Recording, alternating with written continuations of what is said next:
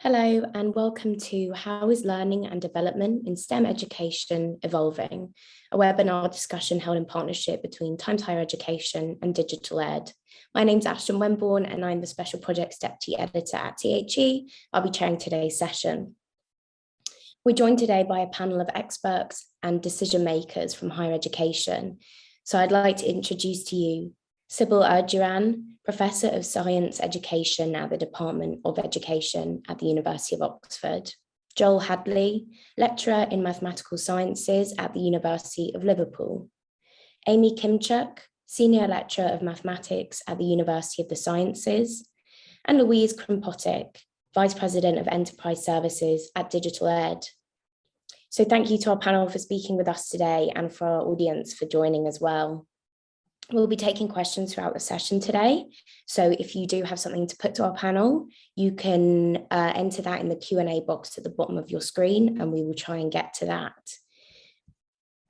Despite the difficulties of the past 18 months, the mass adoption of digital learning brought about by the COVID-19 pandemic has provided students and institutions with some advantages, particularly within STEM education, where digital-only and hybrid approaches to teaching can be preferable to in-person delivery. As new modes of delivery continue to develop, so do the challenges and opportunities for both staff and students, who are required to be more agile and responsive than ever before. So I'd like to begin today's discussion by asking, what are the advantages of digital learning for STEM subjects in particular, and how can these features be incorporated into institutions' future strategies? Joel, you're at the top of my screen today, so I'm going to start with you. Sure. So I think digital learning and digital assessment go hand in hand. And I think a lot of the digital tools we've got now blur the distinction between the learning and the assessment. Some of the really nice activities we've developed, it's an assessment, but assessment that includes a feedback loop. So it's very personalized to the student's ability. The student can learn from the assessment, they can use it diagnostically, and if they get it right first time, then what you know, it was summative all along. So I think there's a lot of flexibility if we start to integrate digital into learning and assessment. Thank you. And I think I'm interested to speak in particular about STEM subjects, because sometimes there can be perhaps a wariness that those more practical subjects really require someone to be in the room. Does our panel agree with that? Amy, I see maybe you're nodding there. Do you think that STEM has more space to benefit from digital learning, or do you think there are more challenges? I would say it's a challenge because one of the things is, as a lecturer of mathematics, I always say that standing in front of a computer and just writing things is not beneficial for me. I have to run around the room. I have to be in the room with them and see what they're getting and what they're not. However, there are benefits as well, that I can create my own stuff now. Whereas before I had to rely on programmers to develop things. I can create my own stuff, and I can write questions and create the bank that Joel was talking about. And so that's a benefit as well. So I can dig a little deeper and personalize it. So there are both advantages and disadvantages. I feel that in a STEM environment, again, I teach mathematics, but I think of the chemistry and biology in the labs, and I think that is a really big challenge. Can I just pick up on one point about the knowledge of STEM aspects?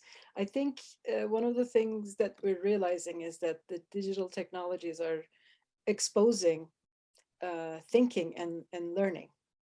And that is, in a sense, quite good from an assessment point of view, as Joel has alluded to. But from a sort of a historical point of view, it's quite challenging for students to come forward and say their ideas, because they might be taken to be wrong.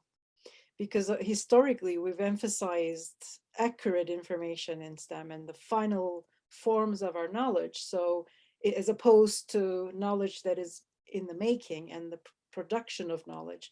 And I think we're seeing a lot of the we're seeing science on display in the public media now, where scientists feel completely comfortable about saying, well, we don't know this yet. We don't have that knowledge yet. And I think it's that change of culture in the classroom to empower students to be able to not be so worried about having the correct answer just yet, but being open to revising and developing their ideas, because I think a lot of the technologies are exposing the thinking and the learning, and that's not always a comfortable zone for students. Thank you, Sybil. That's really interesting, the idea of a kind of wider cultural shift, and perhaps students are engaging differently with their learning and the materials as well. And I think, Joel, as a lecturer, you know, you're kind of really interacting with the students, and sometimes we don't get an opportunity to speak to someone who are really that face of the learning experience. So do you see that students are engaging in that sort of cultural shift that Sybil spoke about? Yeah, they really are. And I think to follow on from what Sybil said, it's also a more authentic way of learning. In most research and in most jobs, you don't you're not judged on an attempt that you make in a 1 hour or 2 hour window. It's more collaborative, it's more iterative, and the digital platforms allow for that. And they also help students who might be a bit shy of asking a question about something straightforward, but then it also frees up our time to answer the questions about the things that are maybe a bit more involved. I think that digitally enhanced learning and teaching, the digital assessment doesn't just help the digital side, it helps the non-digital side as well by freeing up that time. Thank you. That point about authenticity, I think, is really important to the way that education in general is evolving. You know, that understanding that the way students learn has to, in a lot of ways, mirror or feed into the way that workplaces operate. So, Joel, you mentioned collaboration, and I think also kind of cross-discipline, project-based learning, and I'd also really like to speak about assessment perhaps a little bit later in our session today. But does the panel in general feel that that sort of more authentic form of learning is a really important path to follow moving forward? Amy, do you think that's something that you're looking to incorporate in your teaching and your wider institutional strategy? We do incorporate that, and we are looking at doing it more so. I think that also the way Joel was talking about, you know, maybe personalizing things a little bit more, it gets into the collaboration and the career-wise, because we can actually now kind of gear questions towards their major and show them not just how to do the problems, but why they're doing these things and what they really need to learn. And I think the digital platforms allow us to collaborate more with our counterparts on our colleagues and say, hey, we're working on this. Can you add or enhance this question for me to where they can, you know, really see the purpose of, which is, I think, really, really important in, you know, training people and understanding, you know, educating them on why they are doing what they're doing. Louise, it would be really interesting to hear from that kind of supplier side. Have you seen a difference in the way that educators and learners are interacting with your platform and those learning materials in relation to that kind of that authenticity that we've spoken about?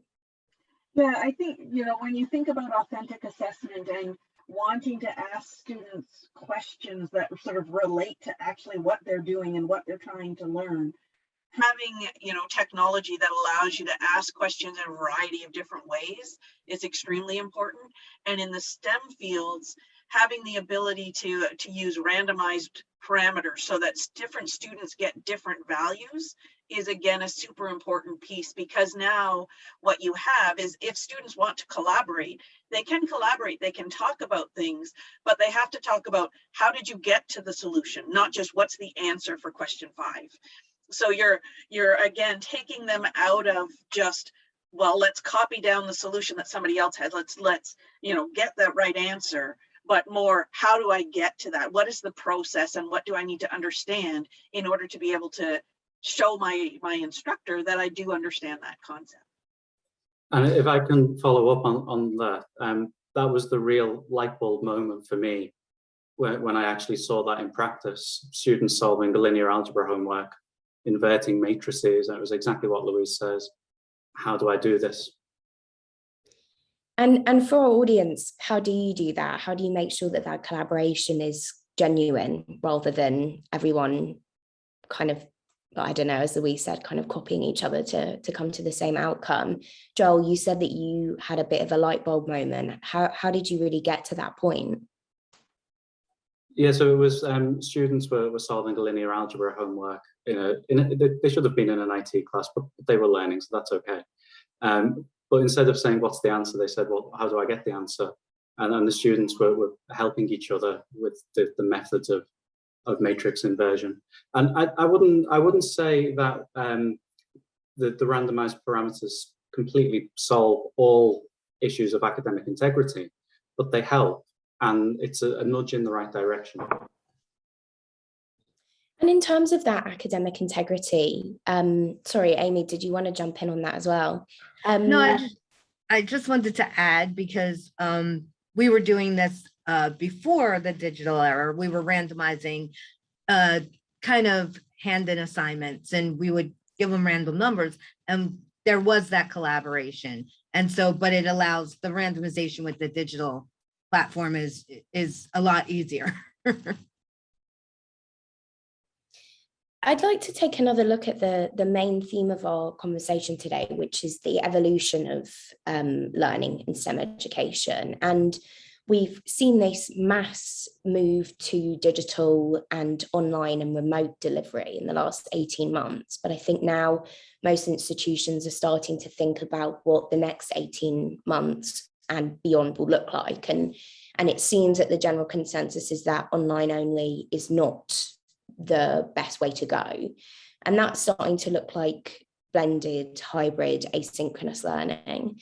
So what does that look like at all of your institutions? If we could kind of go around and say what everyone's thinking that might look like going forward, and perhaps even share some of your concerns about what that potentially hybrid future looks like. Sybil, what do you envision for the coming years? Yeah, so we're learning to teach through hybrid learning environments, and I think related to what I said earlier, it's really I think the technology has allowed us to make thinking visible, to promote formative assessment, to track students' progress, to be able to give individual feedback. So even with in-person situations, regular teaching situations, I think the use of technology allows the teacher or the instructor to see where the students are.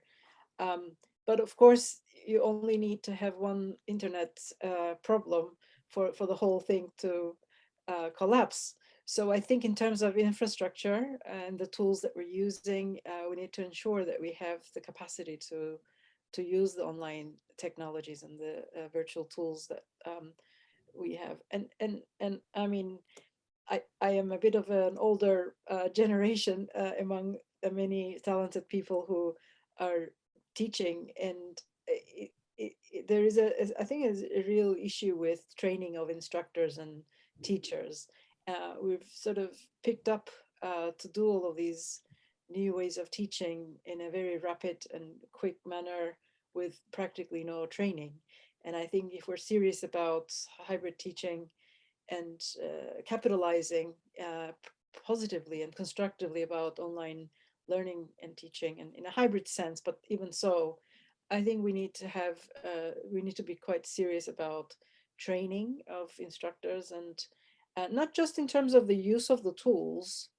I think that's an easy part of the training, but also what it means to use these tools to facilitate teaching and learning. So what are the pedagogical strategies that we need in order to accompany these tools, and training instructors and teachers with new pedagogical strategies. For example, conducting group discussions and discussions that might expose lots of alternative points of view. How do you reconcile different points of view in a STEM environment where students might pose different solutions to problems? That's quite a challenge for an instructor who may not have opened up a discussion space in their classes previously, and now they need to juggle and assess informatively what the students are saying. So I think training of instructors will become increasingly more important for the tools as well as the pedagogies that are used. Thank you.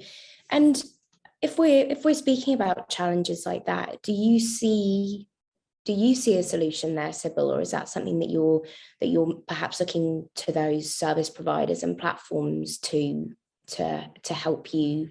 Yes, so I mean, we have, obviously we were all,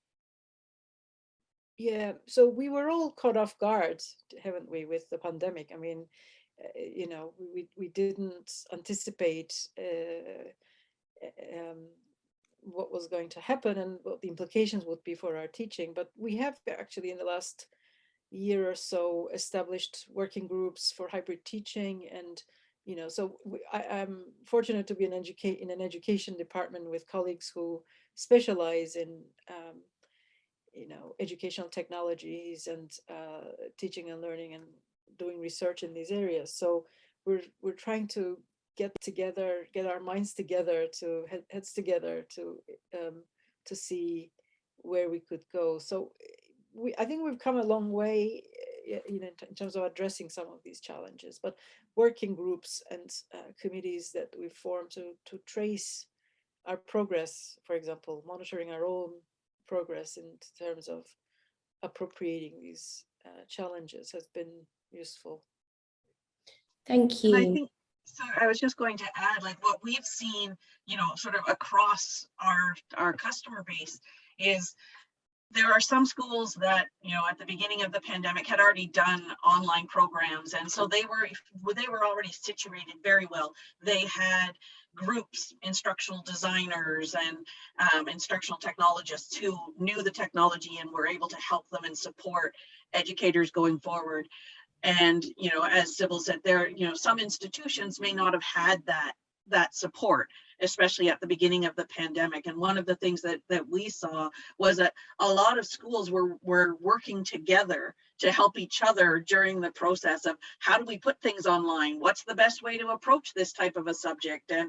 And so we saw more collaboration across institutions in North America, which was, you know, was really nice to see, right? People grouping together to try to help figure out how do we approach some of these really tough questions. Thanks, Louise. We've had a question from the audience here that I think fits in nicely at this point in our discussion, and it's about inclusion and access. Sybil, you mentioned earlier that kind of you can be running a session and one internet problem comes up and the whole thing gets derailed. So, you know, what happens if you're a student who doesn't have access to the internet, devices, you know, all of these issues that I'm sure all of your institutions have really been focusing on. So that's the question. How are you approaching digital accessibility and inclusion for STEM learning and teaching? Yeah, this is a tough one, isn't it? Because I think the pandemic has exposed a lot of injustices and social inequities more broadly beyond education. But in terms of education, you know, we're making assumptions about people's access, people's, you know, internet, quality of their internet, or even the fact that they have devices, right? So it's a big problem to address, but it's in the context, I think, of a broader social equity kind of an issue, and certainly universities like mine and others institutions can help. I mean, can aim to promote social justice and reduce that inequity, possibly through dedication funds, and but I mean, I'm sure there can be solutions so that at least in the short run, in getting students access to their classes, and yeah. Absolutely. Amy, that seemed like maybe something that you've been also considering. Do you see a way to provide kind of more equitable access to education moving forward? That is a very tough question, because we see it a lot. And the first thing is identifying it, right? You have to find the issue, and some students won't self-identify that they're having an issue. And that's tough. I don't have an answer. I wish I did, but one of the things is, especially devices, the universities have to help these students with devices. Internet's a bit trickier, especially if they are online and at home, though.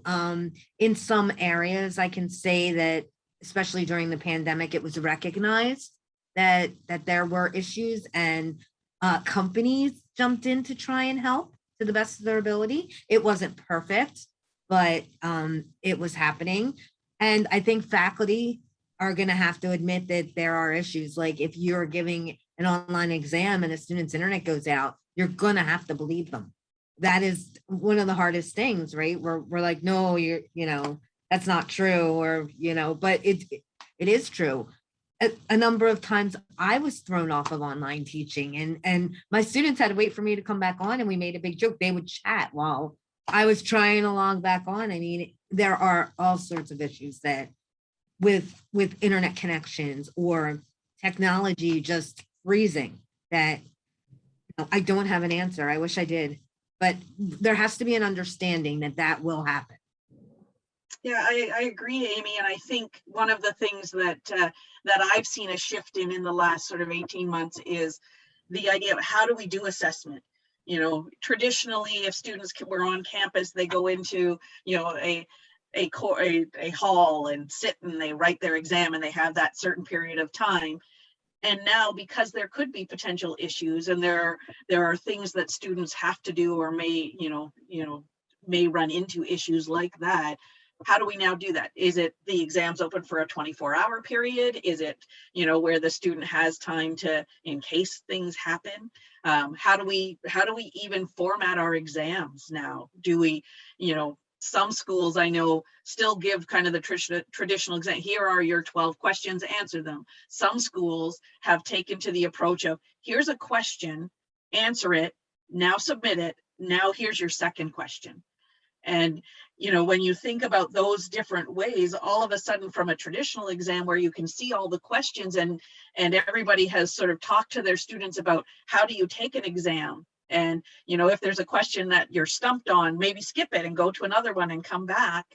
Now, all of a sudden, if they're only being asked one question at a time, they don't have that ability to let their mind simmer on a problem and maybe go back to it. So how do we, moving forward, really think about those types of issues when we're trying to assess our students' knowledge? Can I say something on accessibility and inclusivity, but from a slightly different perspective?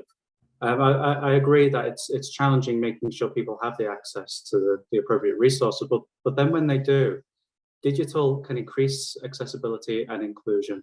It might be challenging for people to come onto campus, and this removes a barrier. If people are on campus in a traditional lecture, there might be challenges that are removed by having it recorded, able to watch at different paces, able to include subtitles. So I think a lot of the move to hybrid can support this, even if there are teething troubles that we've mentioned. Yeah, absolutely. Thank you, Joel. I think the other thing with that hybrid model, perhaps a benefit, is that you're maybe able to reach a wider audience of prospective students who have, care responsibilities, working responsibilities, who can't be on campus and in the lecture at the time when the lecture's happening. So I think it's important to bear in mind that, yeah, digital doesn't have to always act as a barrier.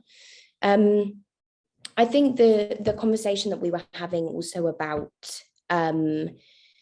assessment I'd really like to return to that, because I think at the top of our discussion, Joel, you mentioned that in the workplace, you don't get an hour to come up with a solution to something on your own. And actually, at the same time, you also don't get 24 hours to do it, or you don't get one problem and then the next problem, these models that we've kind of been speaking about so far. And I wonder if there's room for a really more radical rethinking of assessment that is more in tune with what the workplace looks like and what employers are expecting their graduates to be able to do. We're also, we can bring in ideas of collaboration and cross-discipline work as well, but that really complicates the whole process. So Joel, I wonder if you think that more radical approach to assessment, is there space for that? Well, I think it's difficult to get the balance right, because if a student signs up to do a maths degree, they're not necessarily signing up to do a vocational maths degree. So I definitely think there's space for that in the curriculum, but then there also needs to be solving equations, differentiating, the more low order skills. And I think actually it's the converse is true. It's harder to assess those things remotely, whether a student can genuinely do them, because of the amount of digital tools that don't just give the answer, but give full step-by-step work solutions. So how do we really verify that a student can do those low-level things remotely? I think that's probably more of a challenge. And then there's also the issue of invigilation and proctoring, which is a question that we've had from the audience here as well. And Amy, you mentioned, if someone's internet goes down, you have to believe them. But how future-proofed is that model of, well, I guess you just believe them? Yeah, it's a tough one. Like if you're doing assessment online and you want to proctor, that's one thing, and you make them come online with you. Or you have these proctoring tools, and the proctoring tools, if a student looks away from the computer or looks down, it locks them out, and it's, they're emailing professors to get back. It is a struggle to do that. Moving forward, I think you have to really revamp the assessment strategies for especially online learning. I think you do need to allow that time to think through a problem. And I agree with Joel, in higher level mathematics classes, absolutely. For linear algebra, if I want them to solve this complex problem, I have to give them time. They need to look at things and really think about it. And I tell them all the time, if I'm doing mathematics, for the real world, I am not just rushing it and, I'm checking it and then I'm putting it aside and coming back to it. So I think you need to allow that. But again, how do you know they can do those little calculations and not just, get a derivative or get the integral from the technology? And so there needs to be more in-depth thinking about it and plans of how can we really truly assess what they're learning. Thank you. Sybil, please jump in there. Yeah, I just wanted to jump in about the issue of sort of coherence between the curriculum and assessment, summative assessment. Because earlier we talked about different approaches to pedagogy and perhaps different learning outcomes for students. So it's the STEM knowledge and skills, but also we worry about the ability to collaborate, to problem solve, to critically think. I mean, these are different learning outcomes than learning how to solve a problem or, the definition of photosynthesis or etc. So there are implications for assessing the things that we're teaching or we're anticipating for the students to learn. And often we have a disconnect between curriculum innovation and then assessment innovation. So I quite like the question that you're posing, Ashton, because I think it's forcing us to think about, yes, we're going to do all these wonderful new things about problem solving and critical thinking, but how are we going to assess them?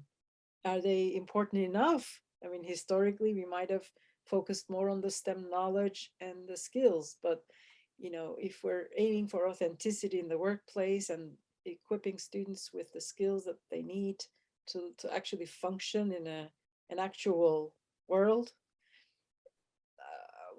how are we going to ensure that assessment includes those skills? Because we know that if they're not on the test, the students won't pay attention to them. In fact, instructors, you know, we ourselves wouldn't pay attention to them, or we would perhaps undermine some skills because they may not be tested later on. So I just wanted to make a point about the need for aligning curriculum and assessment so that we don't end up promoting things that we don't assess, because then they don't get taught. Yes, yeah, absolutely. It's a shame that sometimes it feels like all that learning really only goes into a test or 5 at the end of the year. But you know, if that's what the students need to then move beyond their institution into the workplace, then that really is something quite important to consider. It seems as if maybe there's room also to bring staff onto the same page then in terms of that learning and what is valuable. But as we kind of touched on already today, I think the last 18 months has potentially taken out of staff in quite a big way. And we're seeing a lot of exhaustion from all of those quick switches to different platforms and different modes of delivery. So how do you think your institutions can support staff to continue to innovate, to move forward, rather than saying like, you know, we did all of our innovations, so now can we just sit here and do this for a little bit longer? Do you think that's an issue that needs to be tackled? Joel, perhaps you could speak to us. Are you exhausted? I'm not exhausted. I adopted blended learning before the pandemic, so I was in quite a good position, not only to ride the pandemic out, but also to support my colleagues to go to blended, which ultimately ended up as remote. I think what the pandemic demonstrated is that ability is probably not the issue, because we had really high engagement of staff with learning all these things. What might be an issue is how much time it takes to set up a blended or hybrid approach with things delivered asynchronously. You set it all up, and then how do you modify it? If you're lecturing and giving a traditional lecture, you just give your lecture slightly different next time. But if you've got a whole set of videos, it can be really quite daunting to set it up and then modify them. My advice from the very beginning of the pandemic was to think beyond the pandemic. Imagine your blending afterwards and design for that now, to at least get the most output for your input. Thank you. And Amy, do you think that you're taking a similar approach in terms of course design being the best way to set up for success in supporting staff? I would hope so. I agree with Joel. A colleague and I actually set up an online pre-calculus course about 2 years before the pandemic. So we felt that we were in a good position. We were in a better position than most when the pandemic. I still had to learn a lot, but the way you can support the staff and faculty and students is time, because it takes time to write these things. It takes time to create this course. And now I've created this stuff, or we've created this stuff, and we want to revise it. We want to make it better. We want to dig deeper into the platforms. We want to, but we have no time. We're still doing our jobs, and then some, because now we move to the digital era and students expect you to be available 24/7, and you can't be. So, but, that balance of, okay, I need to calm down a bit, whereas I also need to focus on doing what I'm doing in class, and then I need to focus on making this better. And so time is what's really needed. That okay, now you have some time, make this better. You know, how can you improve it? How can you enhance it? And that is the key. It's potentially an unanswerable question, but how do you give time? That's a tough one. Do you see a solution there, Sybil? I mean, if staff are asking for more time, what do you do? What do you do there?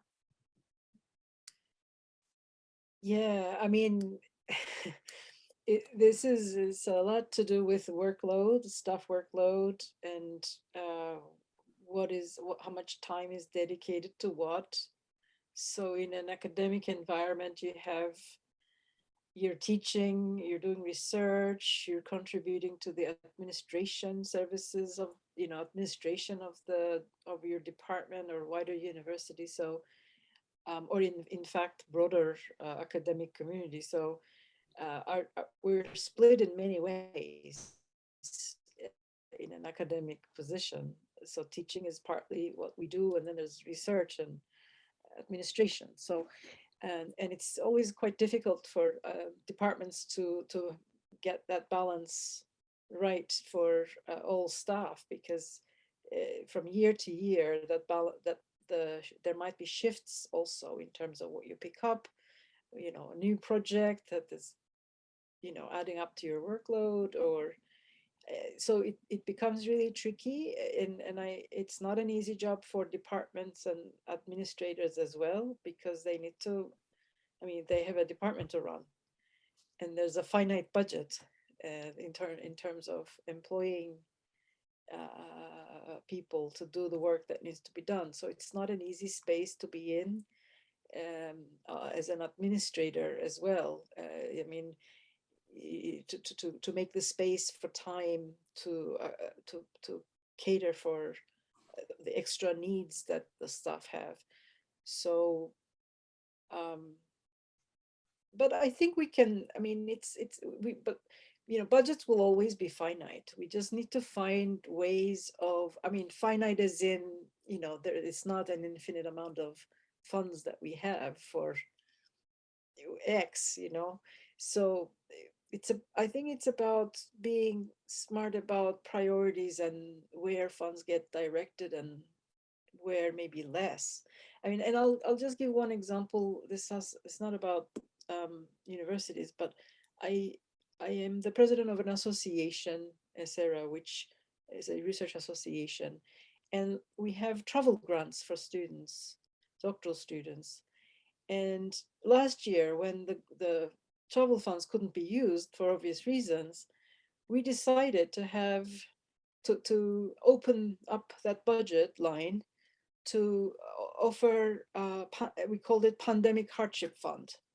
We changed the name from a travel fund to a Pandemic Hardship Fund, and encouraged students to apply for equipment and whatever they needed during that time, instead of submitting bids for travel grants.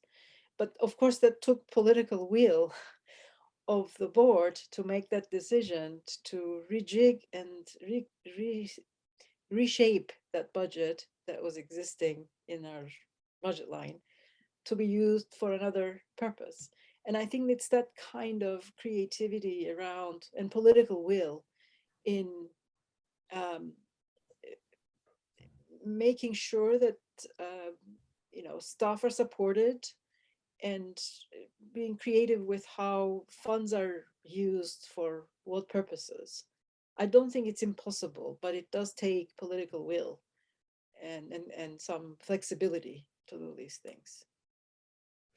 I suppose that bending the budgets has been something that all staff and all institutions have been doing since long before the pandemic or digital learning became a thing. So just another way to try and make that work for you. I'd like to quickly return to that issue of staff support and ask Louise, do you think that platforms like Digital Ed or any sort of service providers can help to ease that burden on staff, perhaps by giving them a little bit more time? Yeah, so I think, it is a tough question.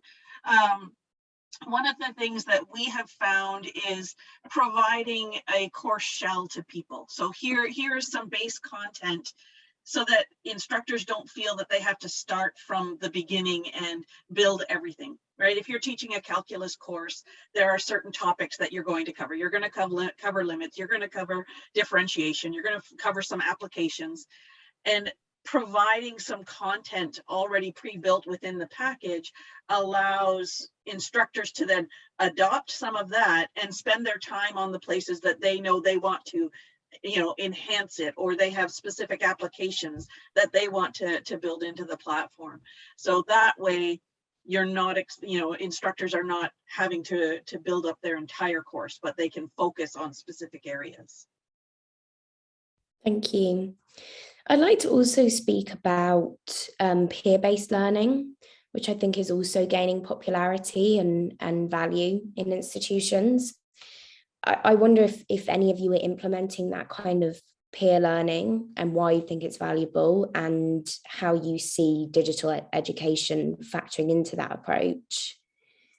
Amy, perhaps you could speak to us a little bit about that. So I've always prided myself on collaborative learning and working together, both mostly in the classroom, before the pandemic. But that goes back to the adaptive questions, because I always tell my students that if you can truly explain something, then you've learned it. And who do you explain it to? Go to some of your classmates and, you sit together and explain the problem. You take one, they take one. And so what the randomizing questions does is it allows them to sit together and talk about the problem, as we were saying before, as opposed to just, okay, what's the answer? So they have to truly learn from each other. And that's really important, because we know outside of education, we learn from each other. Even in education, when I meet my colleagues in the hallway, I'm like, what are you doing? What's going on? How's this going? Oh, I really did bad today. Here's what happened. And they can help you get through that.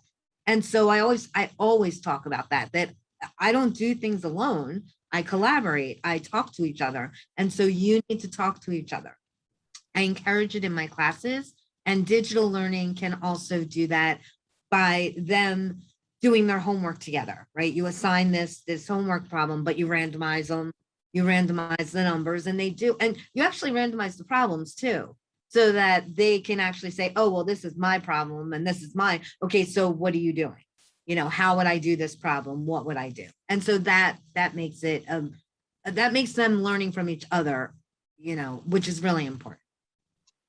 And I would add to that, like the University of Waterloo, they have built these escape rooms so that students are working in groups, and they have this, they're kind of trying to go through the campus, and they go to different buildings on campus, and they have to solve these math problems in order to get to the next step, to get to the end of the puzzle. And part of their approach was, one, they wanted the students to work together to solve these problems. So these were not just, take the derivative of a certain function. They were more involved problems, so that they worked together to try to figure out how to go about solving them.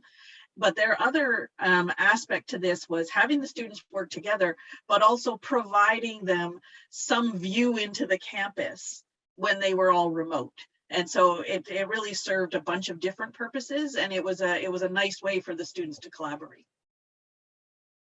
That's interesting, Louise. As you were making that point, I was thinking that sounds like a quite specifically in-person on-campus approach, but it sounds like this was done via a digital platform. And so, yeah, it's interesting to hear that perhaps the availability of those platforms is encouraging staff to think in a way that perhaps they could have been doing for long before, but maybe that rethinking of the standard models of assessment and learning are just having, some time to be remodeled for perhaps a greater relevance in today's world. I think if we're talking about relevance in today's world, it's appropriate to speak about employability as well, because for most students, I'm sure that's why they come to your institutions. And I wonder if the personalization that digital learning can provide is really helping to create more employable students who can then take a more specific pathway that's tailored to them. Joel, perhaps you could speak to us a little bit about those employability skills and the way that digitalization perhaps makes that transition easier for students.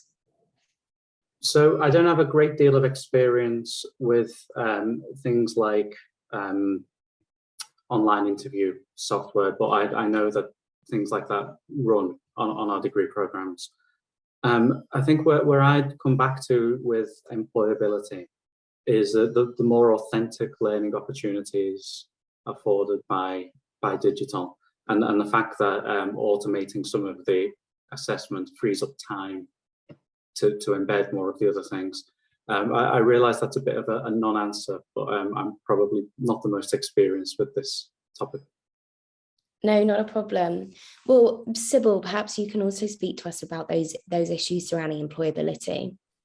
Yes, so as Joel was talking, I was thinking about employability of scientists. And again, sort of what we're witnessing about how science works these days in the public domain. We're seeing groups of scientists, and in science you publish a paper and you have, I don't know, 20, 30 people as co-authors. So it's very unusual that you would just have one, there might be a leader or a principal investigator of a research group, but there would be many people collaborating and working and together in a group on a common problem, working together to solve a particular problem, in this case, COVID-19 pandemic and everything to do with the virus. So so this idea, I want to tie the employability idea back to the peer learning issue, and how our individualized obsession with individualized learning is actually out of, I mean, of course there are individuals and there is individual learning, but we can be brave to promote learning socially, collaboratively, and why? Because the real life situation will demand those skills. Scientists don't work in isolation. I mean, it's not alone. The lone scientist idea is a myth. So, you know, that matching the skill sets that are required with the authenticity of the workplace, that's what's going to happen. Well, that's going to help employability of the candidates. And I mean, I've been in meetings with partners from industry who would say, when I asked a group of colleagues from industry what they thought would be the most important skill that they require from a graduate or a new STEM graduate, and someone was very wrongly promoting collaboration, understanding how to work with people. So because among the different graduates, the STEM knowledge will be practically quite equivalent in a sense, but how you work with people, how you collaborate might actually differentiate you in a group.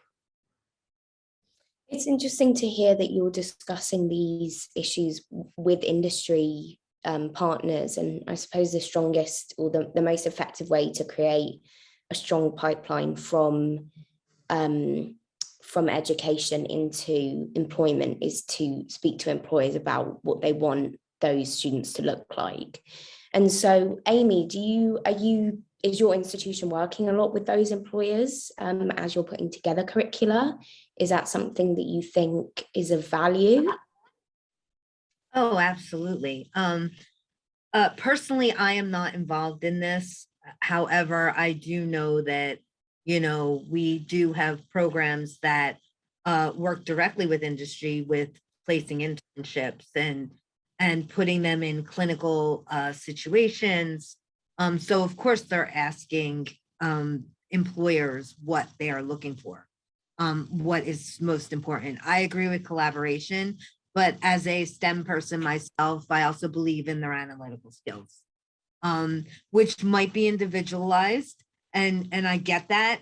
But we try to enhance both, right? So, but their analytical skills, they have to be problem solvers. I mean, I walk in that classroom and I say, you know, my boss is not going to say, here's an equation, solve it. My boss is going to say, I have a problem. I need an answer by tomorrow. And so I got to come up with that answer. And this is my analytical side. This is when I take a problem and I get to a solution, and I have to take these logical steps to make it. And I think that is what I'm trying to get across, that you need to be problem solvers. You need to be critical thinkers. You need great analytical skills in order to make it in the STEM world. And so, but you also need the collaboration, and you need leadership skills. You need to be able to voice an opinion when you have one, and that will help you. And so they're all, I know it's a lot, but we, you know, and I teach mostly first year students. So I try to start it from day one, that, you know, this is really, really important. You to be a well-rounded person and to be successful, you need to, you know, pull from all these different places. I agree completely. So I was not, so I'm not sort of suggesting that we downplay the STEM knowledge, obviously. But I think what this is, I think we're in agreement that we need to raise the bar. I mean, that's what we need to do. If we want employable graduates, we need to raise the bar about what they need to be able to do in this landscape of employment. Thank you. Once your graduates have left you and hopefully gone into their dream career, how important is alumni engagement for your institutions? And I'm thinking also specifically about lifelong learning and perhaps offering those short courses and micro credentials to graduates after they've left you, so that you can really create, Amy, you spoke about, you know, just being a well-rounded individual and continuing that learning process throughout, you know, a 40, 50, however long year career.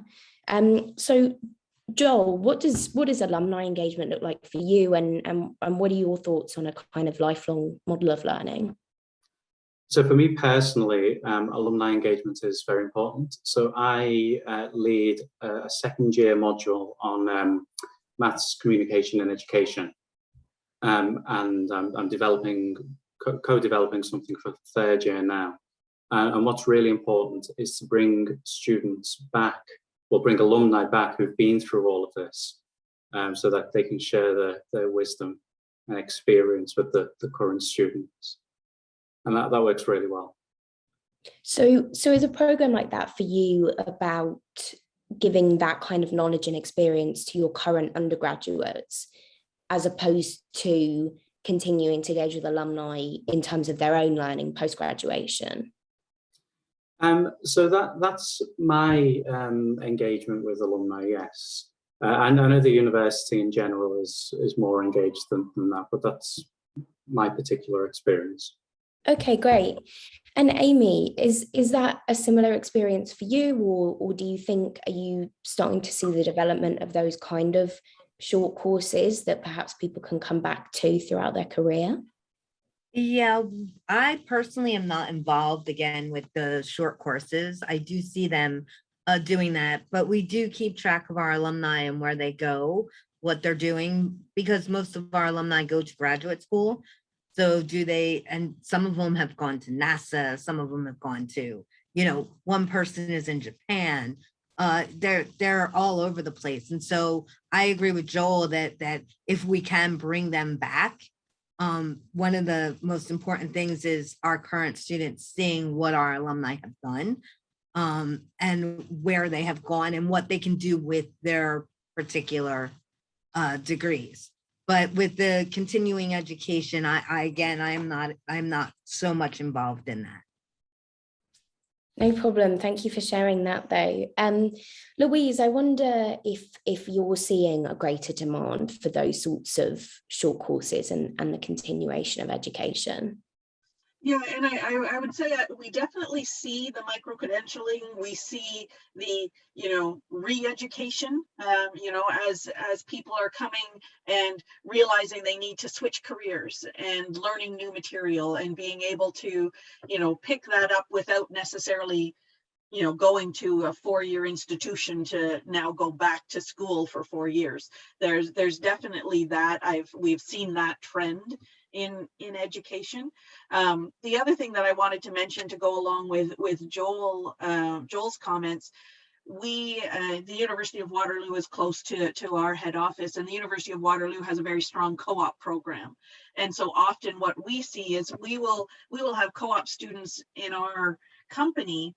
And it's really nice as an alumni of University of Waterloo to be able to give them some sort of real world experience of, this is what I have learned. This is, here are some thoughts of what do you take from your co-op experience and what do you take from your undergrad experience and how does that, translate into the workplace. So you're giving back to the students. And at the same time, as Amy mentioned, students are, you really want them to be analytical thinkers and problem solvers. And so giving those co-op students the opportunity to really try that in an industry setting really gives them that additional experience and education that they may not get directly from an academic course. Thank you. I think that brings us pretty much up to the end of our session today. So I would just like to thank our panel again for joining us, sharing your insights. It's been really interesting to hear from all of you, and also to our audience for joining us and sending in your questions as well. An on-demand video of the session today will be available, and there'll also be a summary article if you'd like to revisit anything that we've spoken about. We certainly love to hear from you and to speak again. But for now, I will just say again, thank you very, very much for joining us and have a nice day. Goodbye.